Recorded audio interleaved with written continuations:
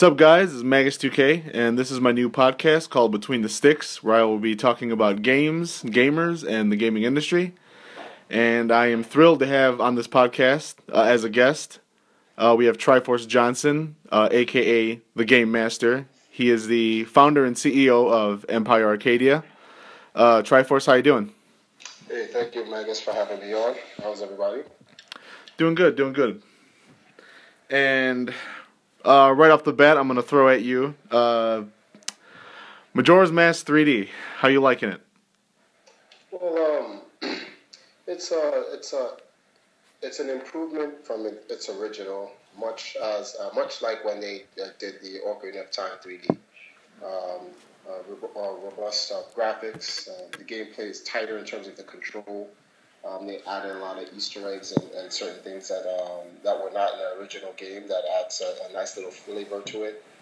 The nostalgia of being able to play one of the timeless Zelda classics in a new version where the graphics, like I stated earlier, are great. So you relive your childhood memories, only this time in HD. It's a great game. I love the game. To be very honest with you, I wasn't able to get my own copy. It's a friend's copy I'm using because I'm actually here in Jamaica, so I missed the launch. Oh, okay. I wasn't able to go to the launch. I've been here in Jamaica since the first week of January, but I returned back to the United States at the end of March. So okay. I'll be picking up my copy finally, and then coming back on and playing it. Then get the whole experience all over. Compared to the other Zelda games, believe it or not, like I explained to other people, I still believe to this day, in terms of the immersion of Zelda, I don't know why, I think it's a classic now. I still believe that A Link to the Past, tied in now with A Link Between Two Worlds, is the best Zelda ever made, in my opinion. Ocarina of Time is top 5. Skyward Sword is top 5. Twilight Princess isn't top 5 for me because it's just to me it's like a surreal version of Ocarina of Time. Intense graphics, a darker themed world and whatever, but it just didn't grab me like Ocarina of Time. And then you have up there, what's the next top 5 for me? The Wind Waker, and then tied for second is Zelda 1, and then the Legend of Zelda 2 of the NES. But I put Link to the Past and a Link Between Two Worlds at number 1. Okay. Yeah, for me, I mean, I've grown up with, like, NES and the Super Nintendo, and to me, like, ever since I played A Link to the Past, like, that became my favorite Zelda game, and I have yet to play a game to top that. Like, that game was just godlike to me, and so many memories. And then when Link Between Worlds came out, it just made things even that much better. And that's exactly, because see, here's the thing: when you first any Zelda fan that grew up playing The Legend of Zelda as they were being made, there's a difference between the Zelda fans today and the Zelda fans yesterday. I don't want to alienate the fans of yesterday, but they have to understand that their timeline, their order that they're playing the games gives them a different perspective on how we appreciate the games, because our order was different. When you play Zelda 1 and you're comparing the experience you get from the game back then versus the games back then, you couldn't even possibly conceive any Zelda game greater than that. Then they made Part 2, which was actually the end of the entire quest for the Zelda 2 Link's Adventure, which gave you a different dynamic to the game. It made it completely 2D side-scrolling. So you had bird's eye view, slanted. You had direct bird's eye view. It wasn't like bird's eye view slanted like Link to the Past. Right. But you had top-down, and then you had 2D. Then they merged the worlds, the top-down and the 2D, and it gave you a kind of 2D, 2.5D, because it was slanted, top-down slanted, so you can still get the 2D aspect of it, but it was still in a top-down format, and that's when you have A Link to the Past. And when you look at that game, when you look at the way they designed the game, every single Zelda game, therefore after, has literally modeled their entire gaming engine off of A Link to the Past. Everything, every single game. There's no Zelda game today that does not model after the Link. And I'm talking about even the 3D ones. All of them, from the puzzles to the actual gameplay where interacting with the people in the towns, to the way you when you fight against the enemies. Every single element is all derived from that game, and that's why I say it's the greatest Zelda of all time, because even when you look at Ocarina of Time, you ask any veteran Zelda fan, they'll tell you it's a 3D Link to the Past. Imagine if you took A Link to the Past right now and said, we are going to make it in the same style that we did Ocarina of Time. It would actually be better than Ocarina of Time. I would agree. Yeah. For me, I really enjoyed Ocarina of Time. I thought, gameplay was great, the story was awesome, the puzzles were great. But I still fall back on A Link to the Past. I don't know, maybe it's just me, and maybe I'm just old school like that. But you see past the graphics. This is one of the major issues with some of the Zelda fans today, or actually just gamers today, period. Because a lot of their opinions weigh heavily on graphics, it disables them from being able to see some of the other aspects of the game that we saw because we looked past the graphics, right, and we're looking directly towards the gameplay. So when I compare the games, when I compare Ocarina of Time to A Link to the Past, I don't care if the game was 2D, and I don't care if the game was 3D or how well the characters look, because what I do is I take the games out of their perspective, current design in terms of the dimension, and I said, let's make this into an anime. Okay. So we're going to use the best anime artists in the world. And what they're going to do is they're going to take the game and they're going to redraw the game and make it like an anime film, right? And we're watching this as a movie. The content that goes on inside A Link to the Past is infinitely greater than what's going on in Ocarina of Time. For instance, just the opening alone. Imagine the opening, and I'm not talking about you pressing start, writing Link's name, and starting the game. I'm talking about the intro. The intro talks about the Golden Land and the imprisoning war. If they animated that, they show you the Lost Woods thieves and wizards fighting against Hyrule's knights. Yeah. The blood massacre and the sacrifice alone in that. They're all, and you'd be like, wow, first of all, it's not for kids. That's the first thing you say. Right. When you read the booklet, it stated that after the war, Ganon stood amongst the corpse of all the fallen, both his own people and the Knights of Hyrule, knee-high in blood, and laughed, and the cosmos heard his laughter. Now, as great as Ocarina of Time is, there is nothing in Ocarina of Time, absolutely the entire game, that supersedes just what I just described, and we haven't even played the game yet. We're just talking about the story, and this is what I'm talking about, with the exception of the Triforce creating the world of Hyrule. Right. But you would need the Triforce itself to try to describe something, and then when you look at the way the Triforce created Hyrule in Ocarina of Time, and you compare it to like how gritty Link to the Past is, it could be none better. Right. Yeah. You're like, that was nice, but like with the way our minds are working today and the way we've done so many different stories, it can be done better. And that's why I don't judge the graphics. A lot of people become blind they become so graphic, what's the word, dependent, that they cannot enjoy the story or the gameplay, because if their eyes aren't appeased to what they're seeing, they miss the story.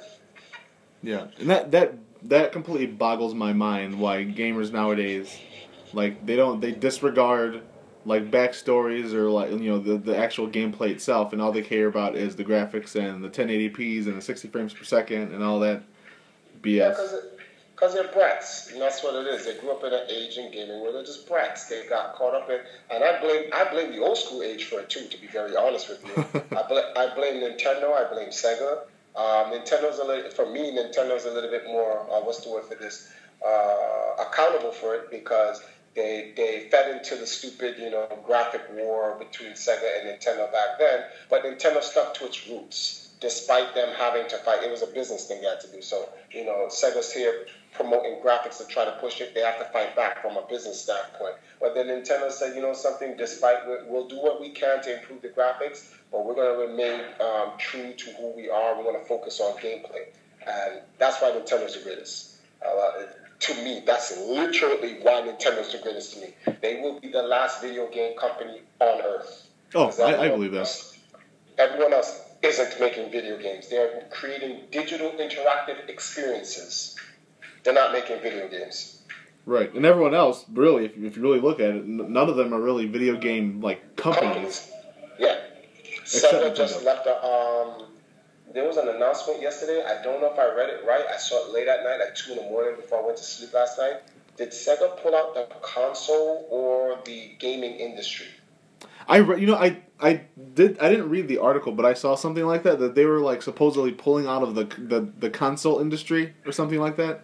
Yeah, I hope it's just the console industry. Wait, but see, when they say Sega's pulling out the console industry, that means they're going to stop making games for consoles. Yeah, I have no idea, but I mean, yeah, I gotta read that. I gotta get on that.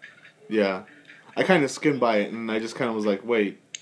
Yeah, I didn't get a chance to read it. I had to go to sleep last night. I was like, I'll look it up today when I get into the office. So, literally after this interview, I'll definitely go check it out, see what they mean by that, because I want to make sure, Yeah.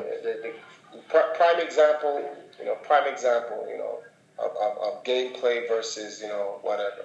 Instead of Sega focusing on making a Sonic and Mario adventure game for the Wii U, they focused on Sonic Boom. And it was the worst selling Sonic game ever. Yeah, I did hear about that. Stupidness. Stupid. Why? Oh, we need to reinvent Sonic. No! Stop trying to reinvent him. He doesn't need to be reinvented. He just needs to be pushed. That's right. it. The Sonic, when you play Smash Brothers, when Sonic was introduced in Brawl, the number one selling Smash Brothers game of all time is Brawl. Super Smash Brothers Brawl. Oh, yeah. Why? Because Sonic was put in the game. Yeah. A lot of people think, oh, no, it's because it's Smash. No, in this regard, I will, for the first time, give Sega their due. It's because Sonic was in a Nintendo game and people wanted to see Mario and Sonic fight. That's what that was about. That's why it outsold Melee, and that's why, you don't really count 64 as the first iteration of the game. Yeah. And then Sonic was so popular, Sonic Returns, back in Part 4, Nintendo goes, you know something? We need to get the all-star OGs all back in the game. And they even bring Pac-Man in the game. Okay? Yeah. And if the stupid community had stopped bothering Sakurai and trying to tell Sakurai what to do with his game, because, like I said, we're in an age of brats, where now these guys want to tell the developers when you look at the designers and the developers, they're artists. You cannot tell an artist how to draw. You have to leave the artists and let them do what they do. That's their job. That's what they do.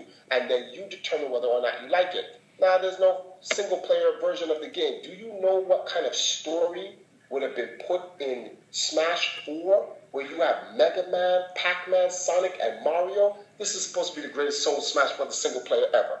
I would have just instantly bought. I wouldn't care about the first, the multiplayer. To be very very honest with you. The multiplayer is when you bring your friends over and your girls and stuff like that, and you're just playing the game and 4 people are playing. Now you have 8. There's madness going on the screen, items all over the place, people just jumping, people are laughing. That's what the game is supposed to be done, but they want to cater so hardcore to the competitive aspect that the game is losing its original identity. It was never made for this competitive scene, and this competitive scene is so small in the grand scheme of things. I'm hoping at some point later on they add the downloadable version of a DLC of the adventure mode, because when they do that, then I'll play hardcore. Because believe it or not, I'm not trying to go against Nintendo. I don't like Smash 4. Okay. And it has nothing to do with the way the game is. I believe it's an incomplete game. The aspect of the game that was supposed to be focused on was the first player mode, and it's just not there. Yeah.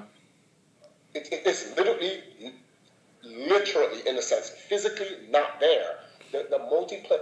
When you build games, on single player with a robust story that tells you a story, gets you involved in the game, immerse you in the game and whatnot. And then when you beat the game, there's supposed to be a competitive aspect to it. Hey, listen, there's a multiplayer mode, so when you're done with the game and you're tired of seeing the same old story all over again, we add an extra dimension of the game that keeps the lifespan of the game, so you can go into multiplayer mode and you can do this and that and whatnot. And this time they focused on the multiplayer and removed the single player. And that upset a lot of people.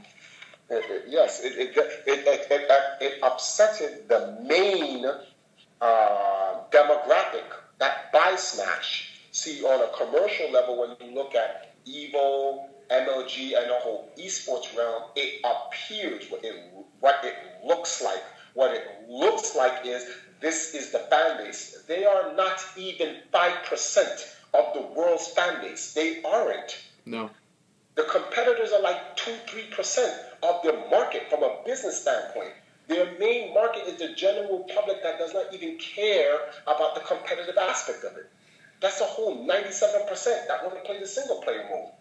Yeah. And all the kids who are anyway from their ages of 3 to 12 that don't even know how to play the game competitively. They don't care about DIing properly and ledge grabbing or hopping off and pressing this. They just want to see a Goomba come into them and they want to smack it.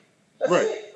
And they can't do that now. Why? Oh, because the fans wanted to act stupid, which then forced Sakurai to remove the first player part of the game. It's just ruining the game, man. Like, the gamers today, like, they're spoiled.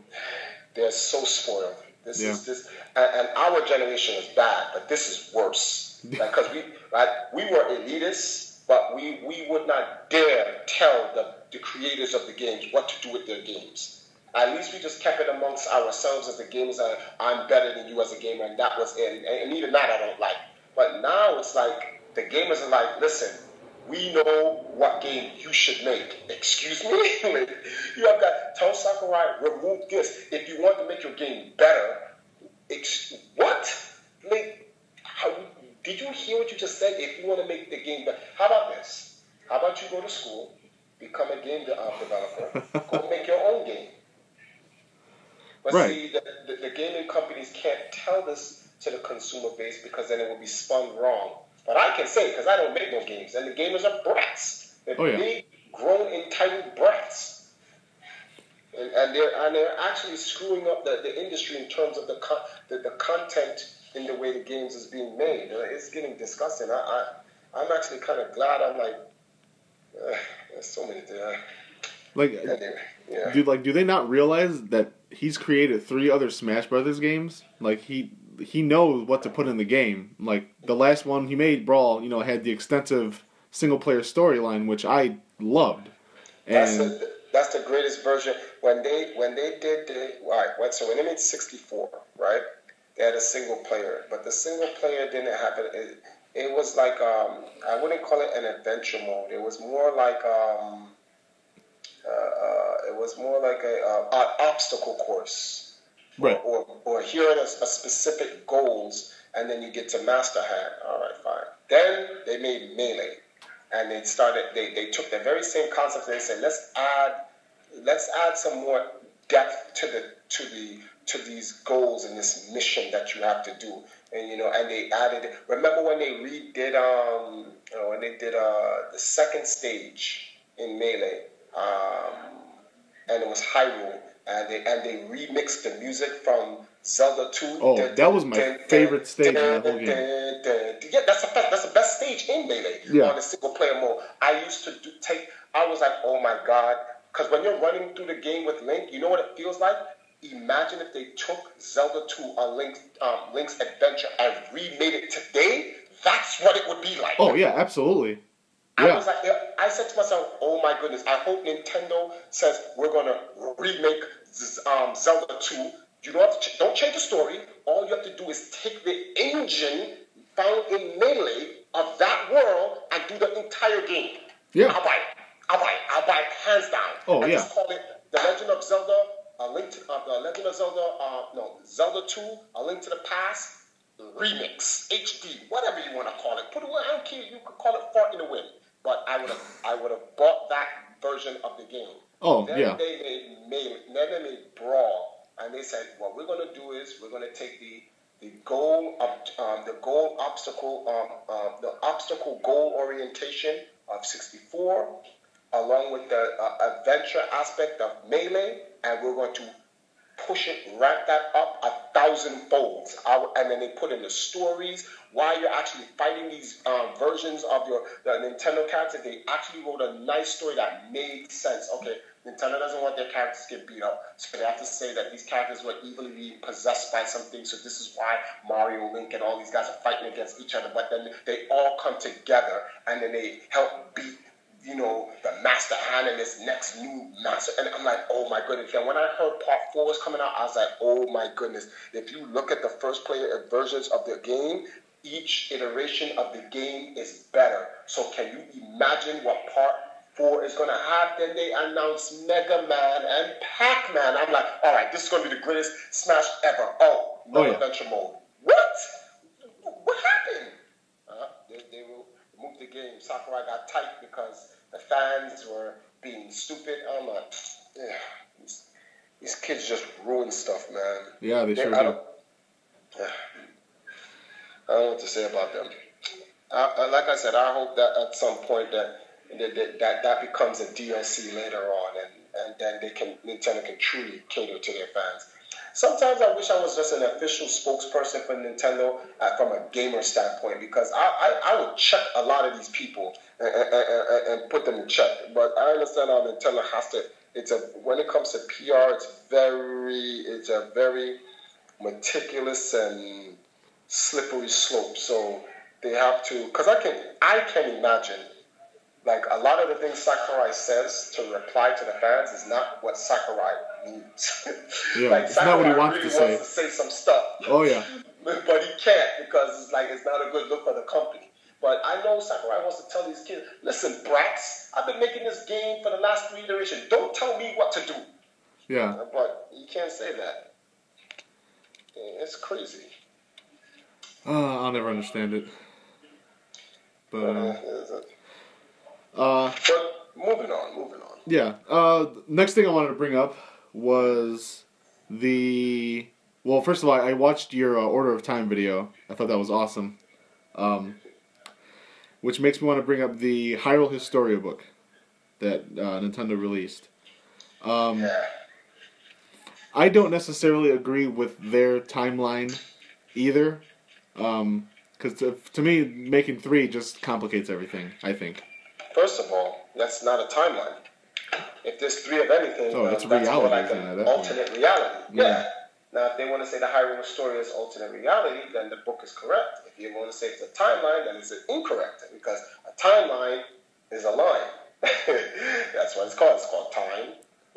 Right. I don't want to try to insult anybody, but it's called timeline. So, the entire purpose of me doing the Legend of Zelda Order of Time, which got postponed. I don't want to use the word suspend, because suspend makes it sound like, okay, then he's not sure, Triforce is not sure if he's going to get back to it or not. A project came up. I got hired as an esports consultant, ambassador, and architect for an esports league here in Jamaica. Okay. And that's what took me away from the project. That's awesome. Yeah. Well, yes and no, because a part of me is hurt because I really want to focus on the Order of Time project. I want to do it. I really do. I'm glad Majora's Mask is out now because I'm going to get the whole 3DS to get it to be able to live stream so that I can get the HD quality of the game into. So games like some of the games that were done back then, like Ocarina of Time, like when I do those parts of the games to put them into the storyline, I'm not going to be using the 64 versions. I'm going to be using the 3DS versions for the story.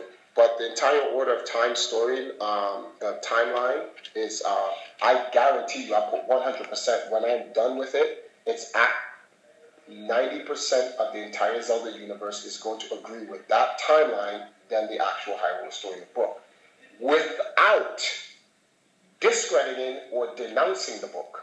Right. Because the book, the way I'm writing the book, the purpose of Hyrule Historia inside the Order of Time, Hyrule Historia is like a forbidden book that distorts the realities of time. That's what the book does. So the book actually exists, and it is right. Like, it's a forbidden book. If you open the book, Ganon, like, this is what Ganon's trying to do. He's trying to get the book. Because if Ganon can get the book, then he can determine which timeline is the real one he wants, which will be the one where Link gets defeated. And then he can then now set one main timeline that he wants and rule Hyrule. So that's what the entire adventure, the Order of Time is. It's literally just to do that. And the book Hyrule Historia literally exists. And there's these 6 books that seal the Hyrule Historia book so that it cannot be used for that purpose. And these books are found in the actual video games of The Legend of Zelda. There are 6 games, or 6 of the books are found there, physically in the game, already in the game. And, so it makes a great storyline. It pins everything together. Nintendo doesn't have to correct anything. They can go with Hyrule Historia, literally remains canon, and everyone will be happy. Okay. This is just my opinion. I mean, I won't say I'm wrong or right or anything, but I kind of think that Nintendo they released this book a little too early, I think. Yes, they did. And I'm going to tell you a little insider. Nintendo originally did not want to release the book. Nintendo was being pressured to release the book. Nintendo, 10 years ago, actually a little bit more than that, about 20 years ago, 15, wait, what was this, 9? This is when Ocarina of Time came out. Nintendo said, and this was EGM, there is no timeline for The Legend of Zelda. Every single Zelda game has its own individual adventure. It has nothing to do with the other one. None of them. 10 years after that, they said that Wind Waker was a direct sequel to Ocarina of Time in an alternate timeline, blah, blah, blah, blah, blah. But it still has nothing to do with it, so forth and so forth. And then now, most recent, yes, there's a timeline arc and Bible to the game, but we want everyone to experience the game as individual pieces, blah, blah, blah, blah, blah. Then, yes, there's a timeline to it, Hyrule Historia. So clearly you can see that they were influenced and manipulated and forced to create a book about a timeline that they did not really understand, because when they there's a word for this. When they retconned the game timeline, they never sat down and truly got to do it properly. And that's what I'm trying to do. Now I'm trying to retcon the retcon that they messed up on. Because one of the problems in doing retcons is that some retcons, if you terribly destroy it, you have to start it all over again. And Zelda is too far in, too in depth to retcon from the beginning. So the Order of Time is being made to retcon, because it's not damaged. Like, it's not damaged beyond repair. If Nintendo stops, give it 2 years or so, let me retcon it, take a look at it first, and look at it, and I guarantee you Nintendo like, you know something? Let's go with this retcon. I can guarantee that because only a few people know the actual full in-depth timeline that I put out with the full story and details that goes with Order of Time. And when they read, they was like, "Oh my goodness, this will fix everything." Triforce. I was like, "Yeah, I know." But yeah, I saw that video too. When you I think you took like 20 minutes and you went through like game after game, like where it goes and like the main timeline and the alternate timeline. Yes, Like, it and makes how the alternate perfect timeline sense. connects back to the main timeline and why, not just because it just does, but why, Right. and everything. It fixes. Like I told, and the thing is, I got the idea, the concept to fix the timeline all from Blood Omen, Legacy of Kain, because Legacy of Kain, Blood Omen does exactly that, and that's why it's one of the greatest. It's one of the top 5 greatest storylines in the history of video game franchises. Zelda's in there. Top 5 for me it's Zelda, it's Soul Reaver. No, let's just call it Blood Omen. The entire, and I'm talking about the whole series. Okay. Castlevania, although that needs a retcon badly.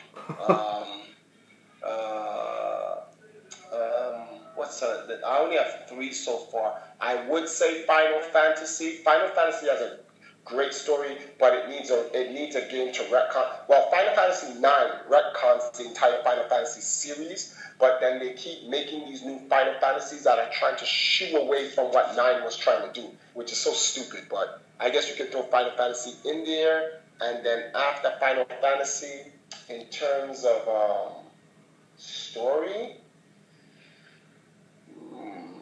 I would say the Chrono series, but then that's a timeline game itself, so it doesn't count. Forget about Chrono Trigger, because it's a time game itself. Right. That was one of my favorite RPGs like of all time. Yeah. I'll leave the 5th one. We'll talk about the 5th one later. But yeah, Zelda is easily retconned.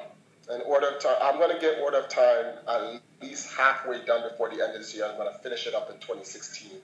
Just in time for the new Zelda game, that's for sure. Because I'm going to be really, really working hard.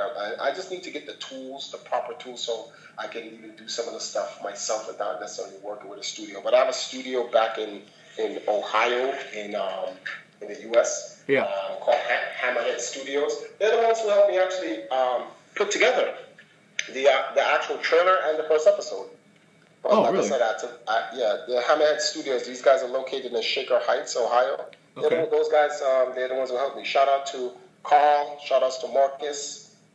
Definitely shout out to Ian. Ian also helped out, and shout outs to Rex, Stan. Shout outs to everybody in Shaker. Nice. Oh, and you too, Cappy. Because next thing you know, Cappy's gonna be like, "Trevor, didn't say shout out to me." Yeah, but shout outs to those guys out in Shaker. Okay, cool.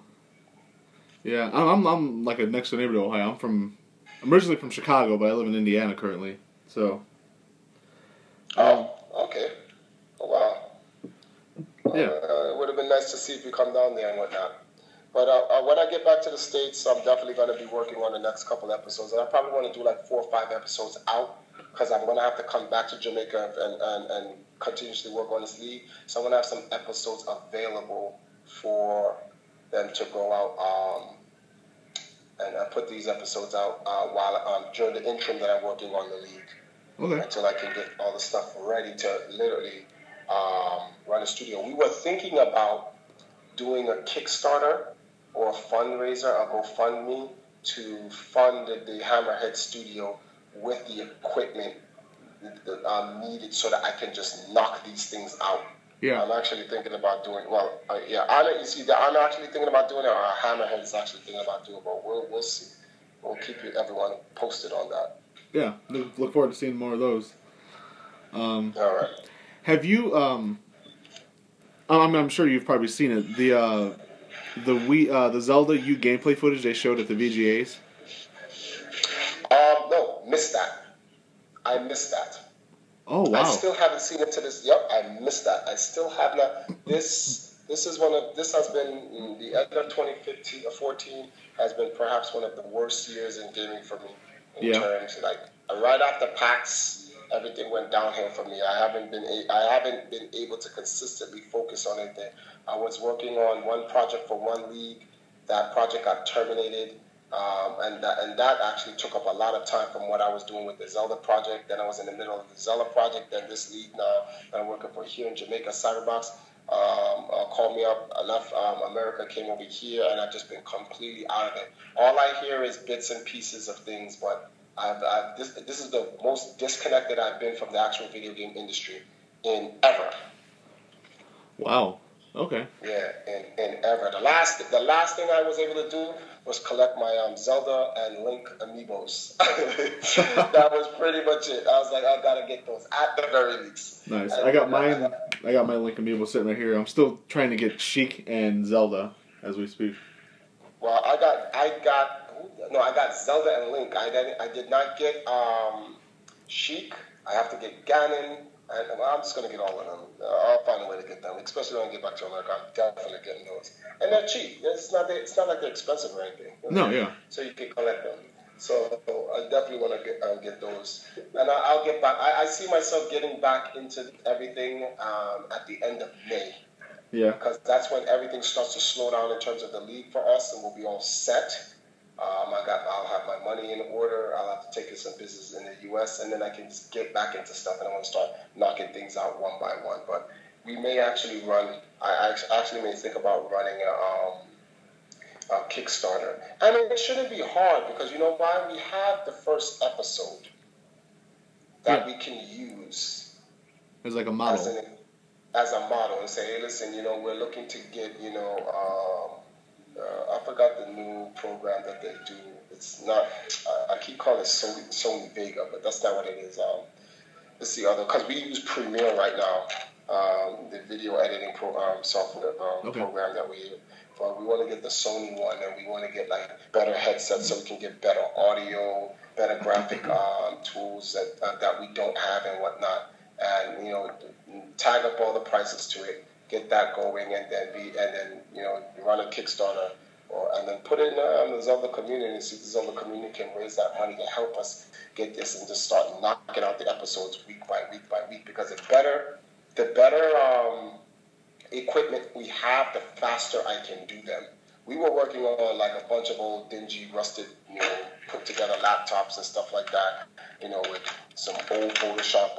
We don't even have the new version of Photoshop. And when I mean by new, I'm talking about like the last 3 years versions. We have some really old ones. Yeah, so, it's a lot of things that we need. But I'm really going to talk to the Hammerhead Studio and talk to those guys and see if they want to do a Kickstarter. Because I think if we can even raise like all $10,000, $10,000 is nothing. That enough would knock what we need out of the ball. They would get because we have an artist there. Marcus is an artist. So we need one of those. I've seen it online. They have this thing where you write. It's like a drawing tablet that connects to your Photoshop, and you can edit it. All that type of stuff we want to be able to do so that we can add our own version of the animation so we can tell the story properly. That would be awesome. So we'll definitely look at that. Actually, something. I think I'm gonna. Something. I'm gonna do it. We're gonna do it. We're gonna do a Kickstarter for Hammerhead Studios. I'm gonna do a video when I get back to the United States at the end of this month at Hammerhead Studios, asking the Zelda community to help fund us to get these this equipment so that we can knock this stuff out and then run it for like 2 or 3 months. $10,000 is nothing. That's like literally. That's the whole Zelda community at perhaps $1. Yeah. That's more than enough time. Yeah, that's the whole Zelda community, easy. And like the Zelda universe, that's not the whole Zelda community. What am I talking about? Because I'm thinking like one particular community on Facebook. But that's like, you have Zelda Dungeon, you have Zelda Universe, and you have the World Zelda community. But if we even picked one community out of Facebook, that's like $1 a person. Yeah. You get that real quick. Once we grab that, then boom, we can knock that out. Because I have this thing exclusively with Zelda Universe, where we put out all the episodes exclusively in the Zelda Universe. We also share them with Zelda Dungeon and the other Zelda communities. But since being on your show, that's exactly what that needs to be done. Because a lot of the things the guy said, once I write out the script for them, if they have the proper equipment, they can actually put it together for me.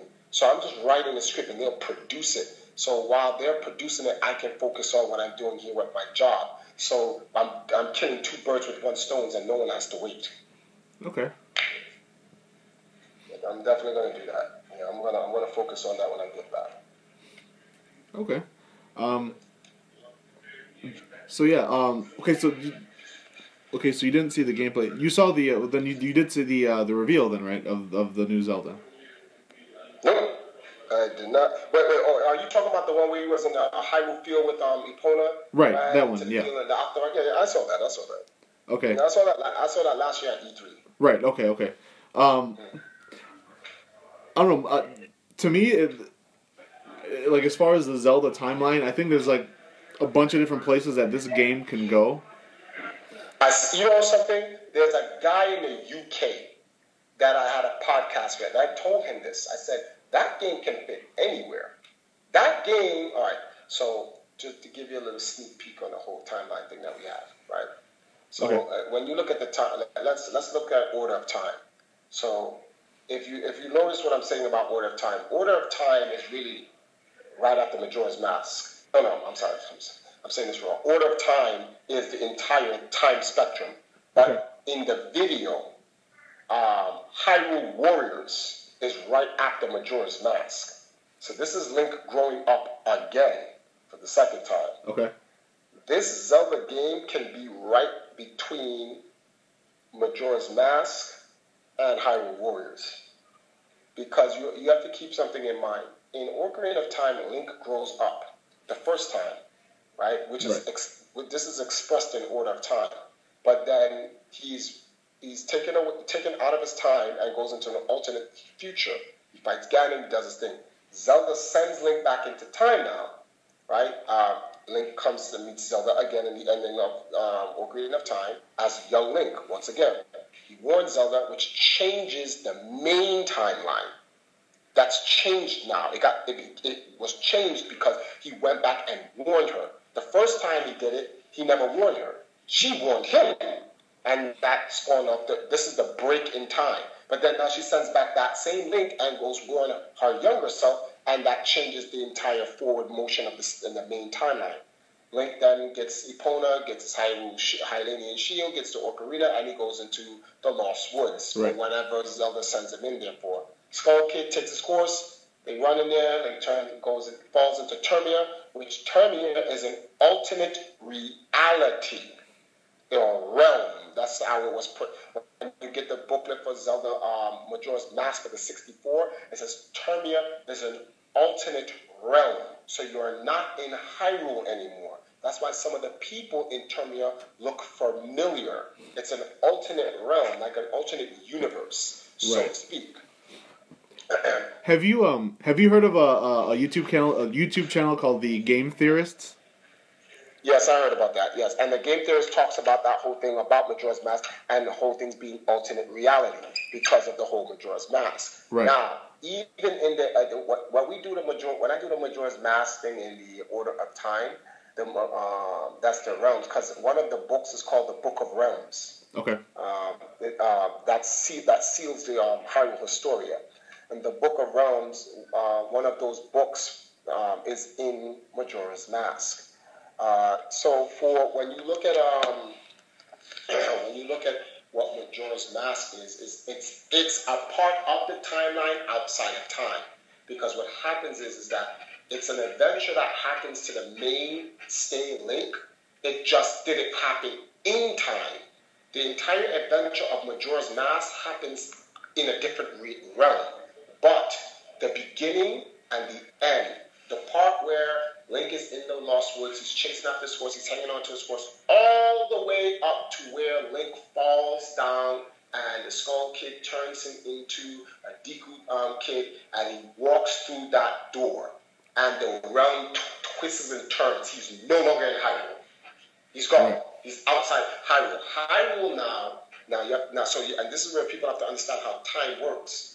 Link now is no longer in Hyrule. Since Link left Hyrule, something happened. Hyrule does not stop. The main time in Hyrule still continues. Right. So something is happening during that time. But it is safe to say, right? Actually, it's not safe to say, because time is a very funny thing. The 3 days that keeps repeating, that Link keeps leaving, rewinding over, we have no idea what time elapses in Hyrule while he's in Termia, like the hyperbolic time chamber. 1 day in the hyperbolic time chamber is 1 year on Earth in Dragon Ball Z. Correct. Yeah. So Nintendo can play around with that all they want. They can throw in the next 10 Zelda games in between that if they wanted to. Until then, when Link returns, in fact, that could be the imprisoning war if Nintendo really said, hey, let's do that right there.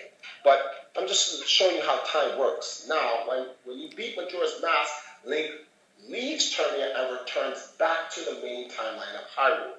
Link has to regrow up again. Right.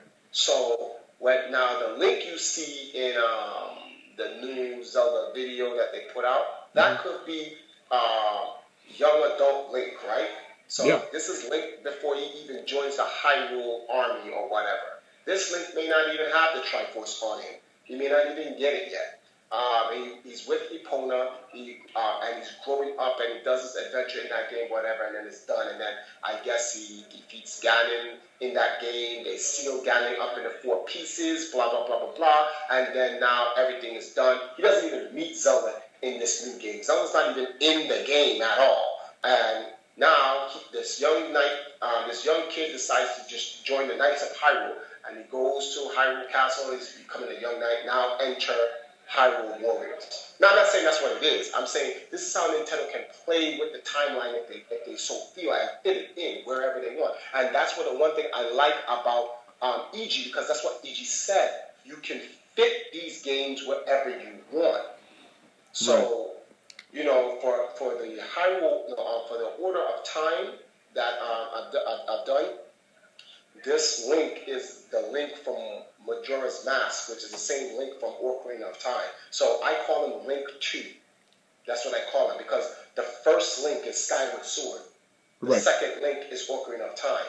That Link went off into the alternate timeline, came back to the main timeline, went to a different realm in Termia, and then came back. So this is all the Link. That's why so you've seen the first episode of Order of Time, correct? Yes. All right. So when Link got knocked down by Volgo, and Volgo was about to breathe the fire to destroy them, and it went white.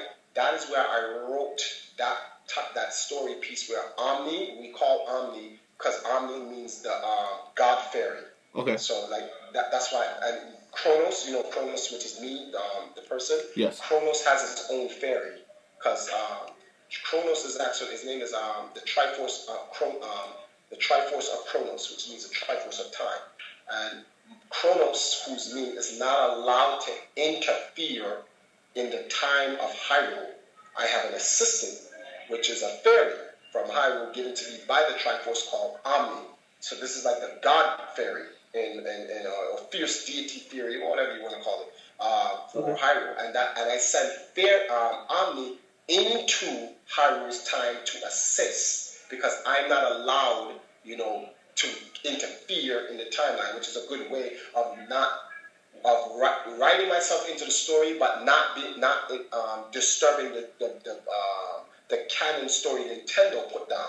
So now Omni sees Proxy and goes into Proxy. So now Omni is using Proxy as a host to be able to communicate with Link. So that's why you see in the flashback right before Link was supposed to be destroyed, it shows Link growing up the first time, meeting Zelda, meeting Impa, meeting Ganon, fighting Ganon, destroying Ganon, seeing that Zelda is Sheik in the game, in Ocarina of Time, and how Zelda sent it back in time to warn her past self. He warns her past self. They go into the Lost Woods. He gets lost in Termia. He comes back out, and that's why Omni says, so as you can see, Link, your task as the legendary hero is not over yet.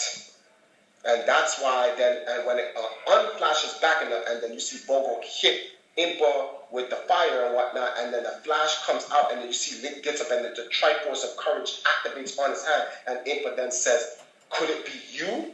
Because Impa saw that version of Link when she was younger.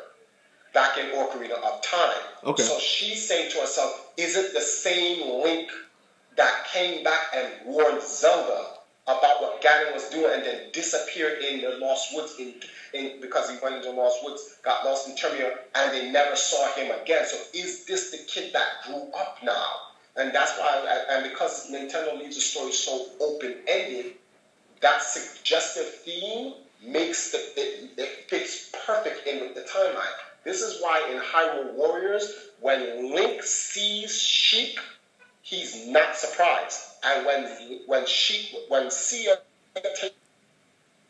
takes the Triforce of courage and wisdom from Link, and Link isn't surprised that Sheik has the Triforce. It's like based on the expression, it's as he almost knew that was Zelda, which is why when I wrote them on the flashback in Order of Time, I wrote it where Sheik shows Link, look, I'm Zelda, so that now because remember, this is Link getting the flashback, so now he knows that Sheik is Zelda.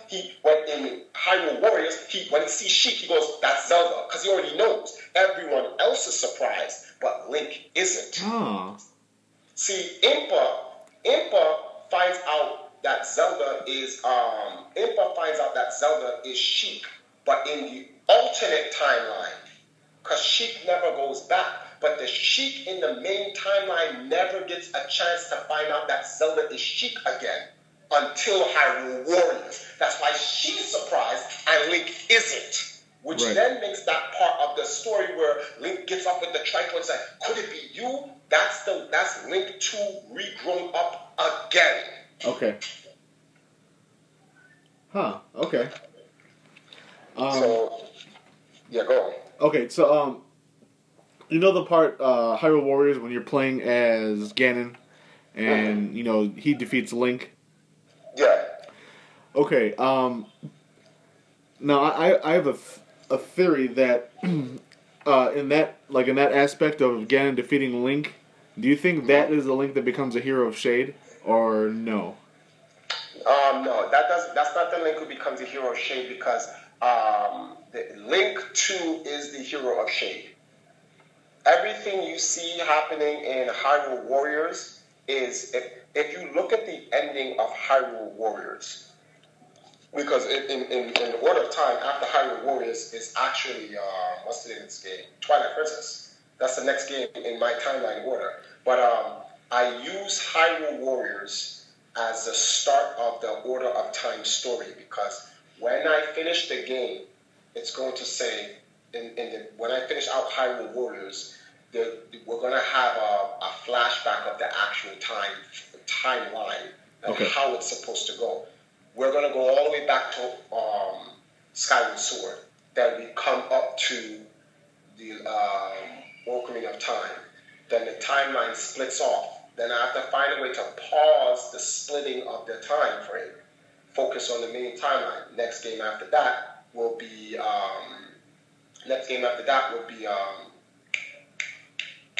Majora's Mask. Okay. Then I do a 1-episode summary of Hyrule Warriors all over again. But it's going to just be a summary episode. And then the next game after that will be, what's the name of this game here? The next game after that would then, one second. Okay. Yeah, the next game after that would then be, come on, Triforce, get it together. Twilight Princess. That Link is the hero of Shade, because that Link does get defeated by Ganon, but at the same time, you have to keep something in mind. If you look at the ending of Hyrule Warriors, it's actually the very same ending as Ocarina of Time. Oh yeah, that's right. Because they fight in like the evil, like the Hyrule Castle and Hyrule Castle in the same theme, the same way, and they have to seal Ganon up. It's the same thing. They only give, and then the reason why this makes sense is because when you play Legacy of Kain, 2 incarnations of the same thing happens in the same point in time. That's what causes the paradox. Okay. So either way, he was gonna attack Hyrule, and Link was gonna defeat him, regardless. Exactly. Okay. Either way, no matter what, because Zelda sent Link back in time, 2 incarnations of the same incident is going to happen in time. Okay. That's why I explained the whole time is like a rushing river. Drop a stone in it, it creates a ripple effect, but the river current washes the rippling effect away anyway, because what is supposed to happen will happen. So that starts to break. Now, in order to fix the paradox from happening, because if you let the alternate timeline bear off too long, then it becomes its own alternate reality. It breaks off from the timeline, period, altogether. But in order to mend the time, it's like in order to fix what happened the first time, they have to do something again in time that does the very same thing, the very same incarnation. So the break started with the incarnation with Zelda sending Link back in time. So what happened in Hyrule with Link fighting Ganon at the castle as this big demon power, and he beats him, and then the sages seal him. That's in the alternate timeline part of Link, adult Link fighting Ganon in that standpoint. Now in the main timeline, the very same Link, adult Link, does the very same thing with Ganon again. The only difference is that it's Link, what's her name again? Lana and Zelda that seals Ganon. But the point is, how does Kane explain this? He says, familiar things will happen, something about familiar things will happen in time. Little things, time will reshuffle itself, removing the main instances that can create the paradox. So it'll come as close to what it's supposed to do, but the ending result is that's what's going to end. To give you an example in real life, okay. In timeline A, I gotta catch this 8:15 bus, right?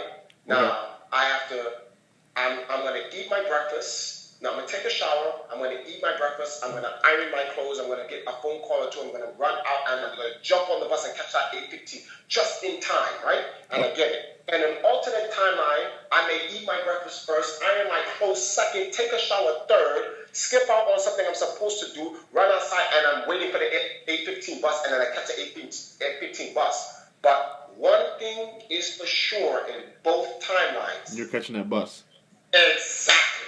So it's the same in that regard. It's the same thing with Link. One thing is for sure: Link will have the final stab at Ganon, and they will seal him, and no matter which timeline it is, right? And that's what they do. So that's what causes the break. So now, what causes the mend? In order to make it the timeline true and straight, you have to mend it back. So two instances again. Similar instances must happen in the same aspect of order in time for this mend to bridge it back. And that's why I say A Link to the Past is the game. Because in the alternate timeline, you have Four Swords castles, right? And then you also have Minish Cap with the Four Sword ending. And then in the main timeline, you have The Legend of Zelda A Link to the Past, Palace of the Four Swords. Right. Two incarnations in time happening at the same time. And then guess what? When you beat Zelda A Link to the Past, Link is asked by the Triforce, make a wish in your heart, and the Triforce will grant it to be true. And Link says, I want everything to be the way it's supposed to be.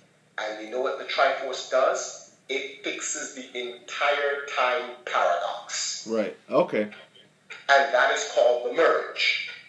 Okay. So with that, the order is timeline A. It's supposed to be Skyward Sword, Ocarina of Time, Majora's Mask, Hyrule Warriors, Twilight Princess, Zelda, A Link to the Past, Four Swords, A Link to the Past, Palace of the Four Swords, right? Yeah.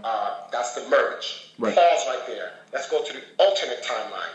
Then you have, what's the name of this? Wind Waker, Phantom of the Hourglass, Spirit Tracks, Minish Cap, and then Four Swords Adventures. That's the merge. Come back down to the main timeline with the merge now.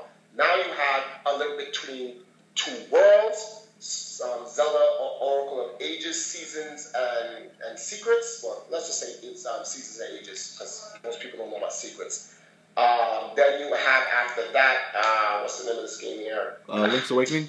Link's Awakening, Zelda 1, and then the legend ends, Zelda 2, the Adventures of Link, and then believe it or not, you're going to hate me when I say this, CDI? The three CDI games, which then leads into the cartoon. The three Right. CDI games just need to be redone. You don't have to change the story.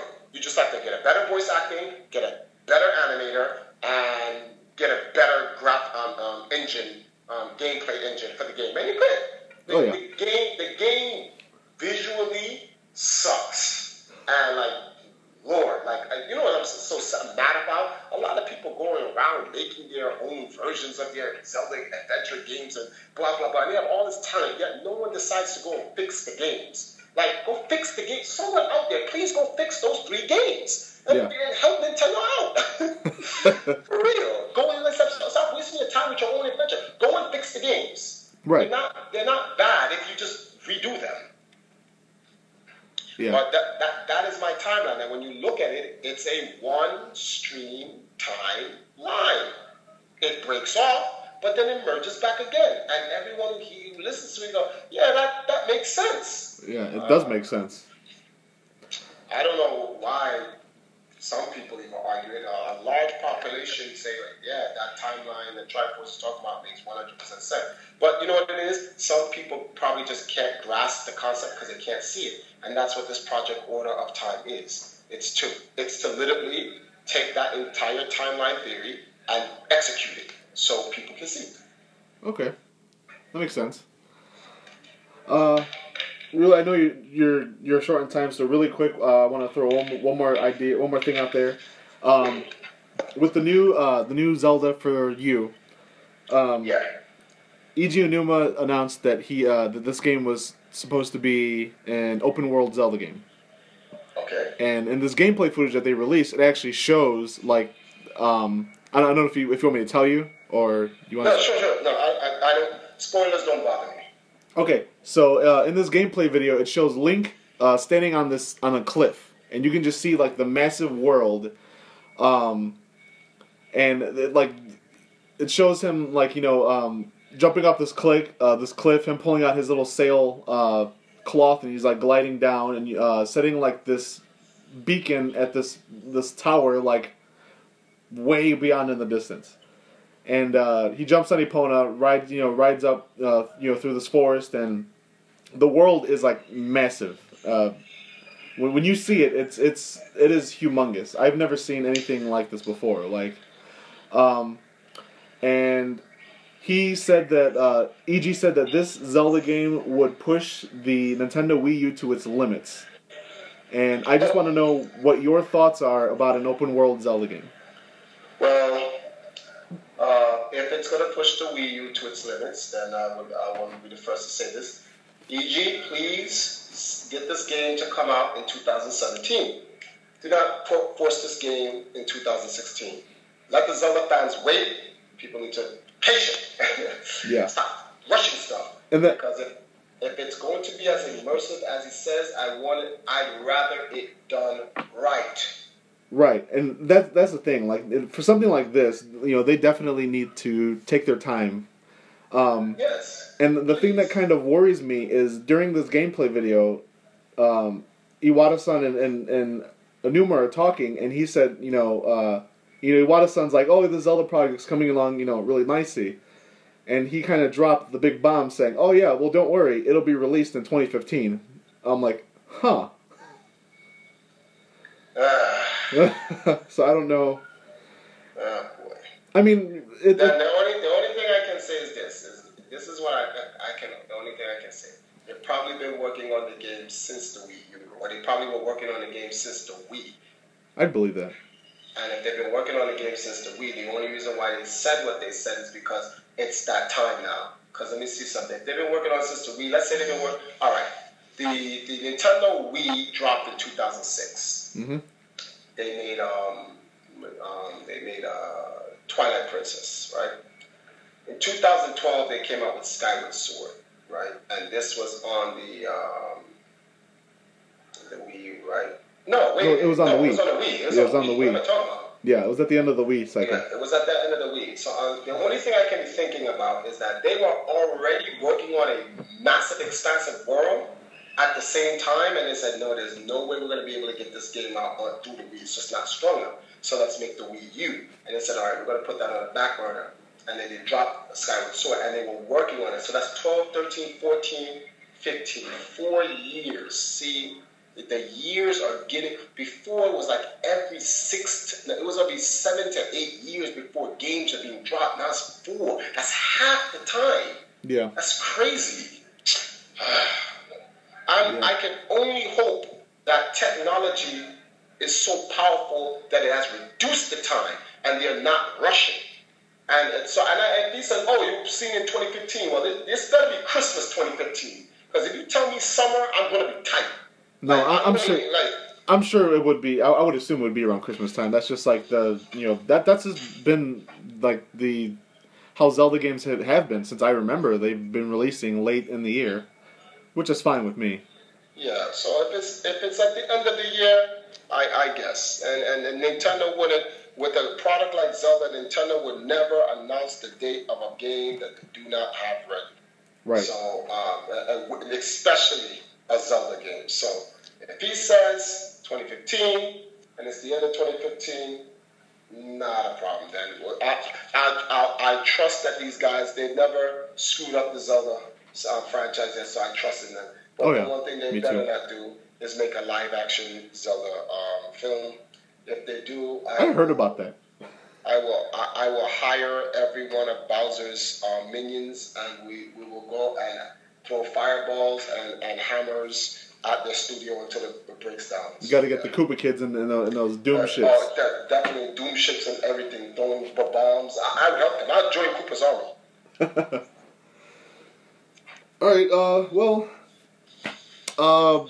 Before we wind this thing down, you got any shout-outs you want to do, or any last message to the fans? Yes, because I haven't given a good shout-out. Shout-outs to our big sponsor, No Scope glasses. Those of y'all listen, the amount of work I've been doing watching these screens, thank God I get these No Scopes. But you can check out our sponsors, No Scopes at noscopeglasses.com.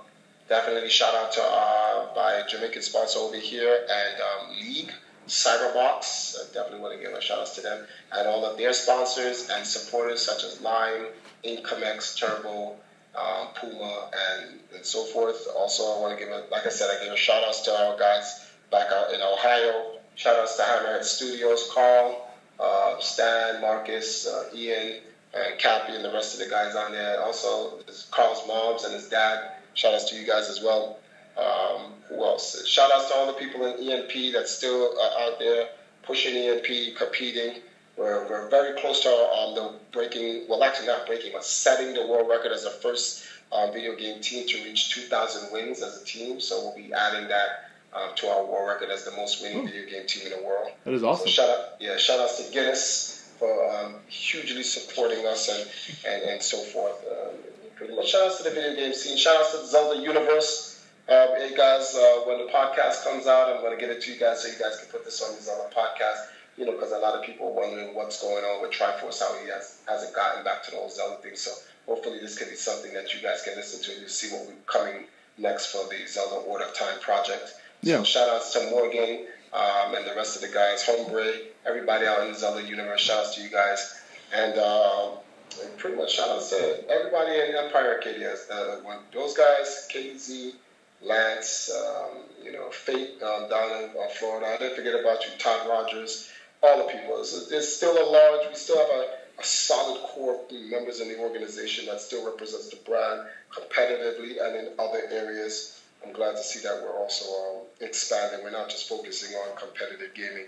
We're actually focusing on the actual roots of the organization, which is a development organization. Our job is to develop content in gaming, whether it's fashion, art, music, media, whatever it may be. So I'm definitely happy to hear that. Shout outs to my dad. His birthday passed. I was in Jamaica during the time and never got a chance to do that. So happy belated birthday, Dad. And all the people that support us. And definitely shout outs to you for having me on your show. I appreciate it. Oh, thank you. Pleasure's all mine. I'm a big fan of yours. I'm a big fan of Nintendo, and I know you're a busy man, and I can't thank you enough for coming on here and giving me the opportunity to talk to you. Definitely, I appreciate it, man. No problem. All right, well, we're gonna wind this thing down, and whoever's out there watching, thank you for watching, and I'll catch you on the next episode of the podcast.